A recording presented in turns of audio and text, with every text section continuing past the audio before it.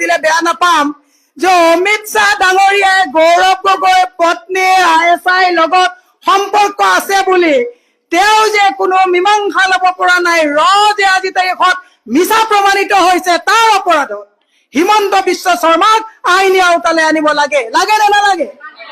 কাৰণ আমি ৰক বিশ্বাস কৰো আমি সুপ্ৰিম কোৰ্টক বিশ্বাস কৰো হিমন্ত বিশ্ব শৰ্মাই অমিত শ্বাহক বিশ্বাস নকৰে হিমন্ত বিশ্ব শৰ্মাই ৰক বিশ্বাস নকৰে হিমন্ত বিশ্ব শৰ্মাই ৰৰ ওপৰত দাগ আনিছে হিমন্ত বিশ্ব শৰ্মাই গৃহমন্ত্ৰীৰ ওপৰত দাগ আনিছে আমি সমালোচনা কৰো কিন্তু আমি দেশৰ অখণ্ডতা আৰু সুৰক্ষাৰ ক্ষেত্ৰত আমি অমিত শ্বাহৰ লগত আছো আমি দেশৰ অখণ্ডতা আৰু সুৰক্ষাৰ স্বাৰ্থত আমি ৰৰ লগত আছো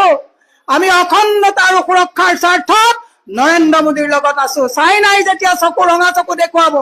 তেতিয়া আমি নৰেন্দ্ৰ মোদীৰ পক্ষত থিয় হ'ম চাইনাই যেতিয়া ৰঙা চকু দেখুৱাব আমি অমিত শ্বাহৰ লগত পক্ষত থিয় হ'ম পাকিস্তানে যেতিয়া ৰঙা চকু দেখুৱাব আমি অমিত শ্বাহৰ লগত আমি পক্ষত থিয় হ'ম কিন্তু তোমাৰ মুখ্যমন্ত্ৰী দিছপুৰে কৈছে যে গৌৰৱ গগৈ পত্নীৰ ISI লগত সম্পৰ্ক আছে ৰয়ে গম নাপায় অমিত শ্বাহে গম নাপায় তাৰমানে অমিত শ্বাহ আৰু ৰক তেওঁ